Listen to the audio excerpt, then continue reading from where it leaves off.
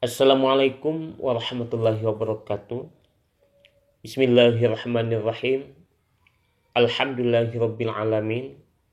Wassalatu wassalamu ala asrafil anbiya'i wal mursalin wa ala alihi wa sahbihi ajma'in. Alhamdulillah kita masih bisa berjumpa dalam proses belajar dan mengajar, dan ini semua berkat dari nikmat dari Allah Subhanahu wa taala. Pada pertemuan kali ini kita membahas masalah munakahat ataupun pernikahan. Yang pertama yaitu pengertian pernikahan.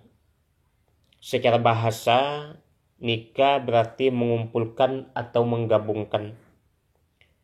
Sedangkan menurut syariah, nikah berarti akad yang menghalalkan pergaulan antara laki-laki dan perempuan yang bukan mahramnya, yang menimbulkan hak dan kewajiban masing-masing. Kemudian di dalam Undang-Undang Pernikahan Republik Indonesia Nomor 1 Tahun 1974, pengertian pernikahan adalah ikatan lahir batin antara seorang pria dan wanita sebagai suami istri dengan tujuan membentuk keluarga yang bahagia dan kekal berdasarkan ketuhanan yang Maha Esa. Kemudian yang kedua, dasar hukum pernikahan, yaitu surah Ar-Rum ayat 21 yang berbunyi, wa min ayatihi an khalaqalakum min anfusikum azwajan litaskunu ilaiha wa ja'ala bainakum mawaddatan wa rahmah. Inna fi dzalika laayatil liqaumin yatafakkarun. Dan di antara tanda-tanda kekuasaannya ialah Dia menciptakan untukmu istri-istri dari jenismu sendiri, supaya kamu cenderung dan merasa tentram kepadanya, dan dijadikannya di antaramu rasa kasih dan sayang. Sesungguhnya pada yang demikian itu benar-benar terdapat tanda-tanda bagi kaum yang berpikir. Yang ketiga, hukum nikah. Menurut sebagian besar ulama, hukum nikah pada dasarnya adalah mubah. Artinya, boleh dikerjakan dan boleh ditinggalkan.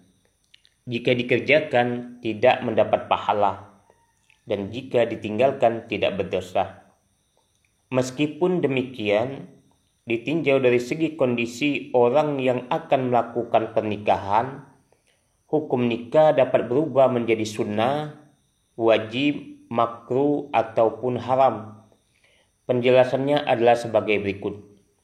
Yang pertama, wajib, yaitu bagi orang yang telah mampu baik fisik, mental, ekonomi, maupun akhlak untuk melakukan pernikahan, mempunyai keinginan untuk menikah, dan jika tidak menikah maka dikhawatirkan akan jatuh pada perbuatan maksiat, maka wajib baginya untuk menikah.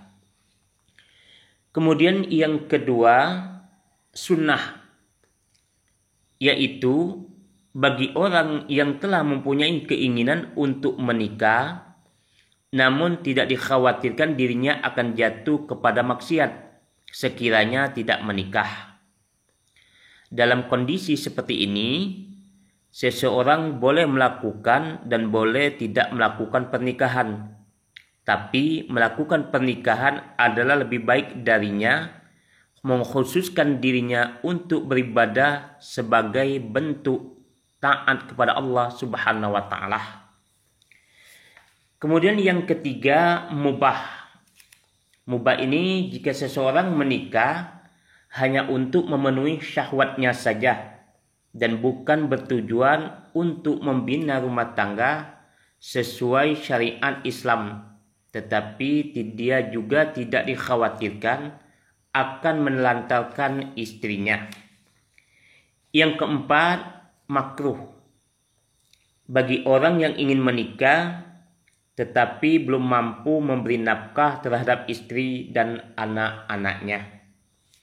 Kemudian yang kelima, haram, yaitu bagi orang yang ingin menikah tetapi maksud dan tujuannya untuk menyakiti wanita yang akan dinikahinya. Kemudian yang keempat, kita membahas tujuan pernikahan.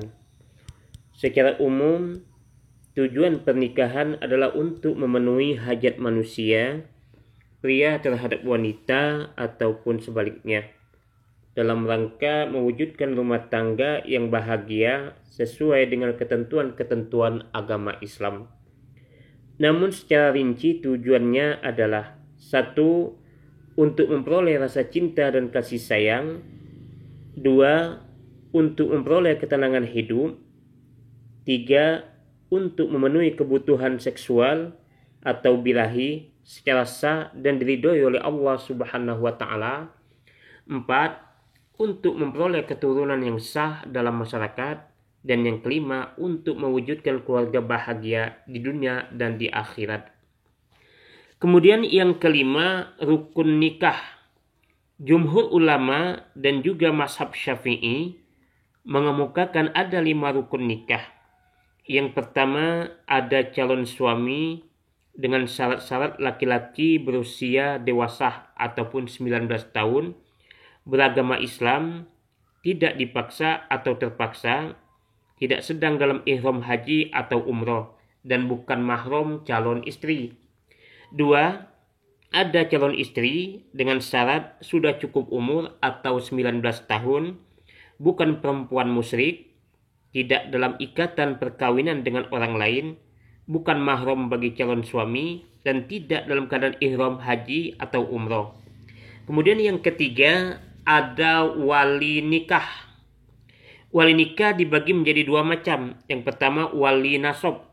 Wali yang mempunyai pertalian darah dengan mempelai wanita yang akan dinikahkan, seperti bapak, paman, dan sebagainya. Kemudian yang kedua, wali hakim, yaitu kepala urusan agama. Syarat-syarat wali ini adalah: yang pertama, beragama Islam, laki-laki, balik atau berakal, merdeka, adil, dan tidak sedang ihram haji atau umroh.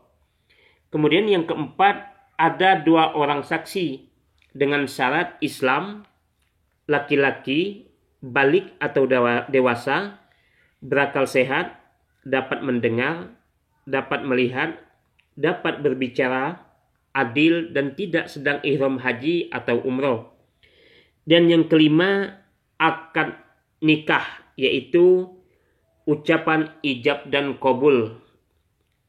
Kalau ijab itu ucapan wali dari mempelai perempuan untuk menyerahkan anaknya kepada mempelai laki-laki, sedangkan qabul adalah jawaban daripada mempelai laki-laki.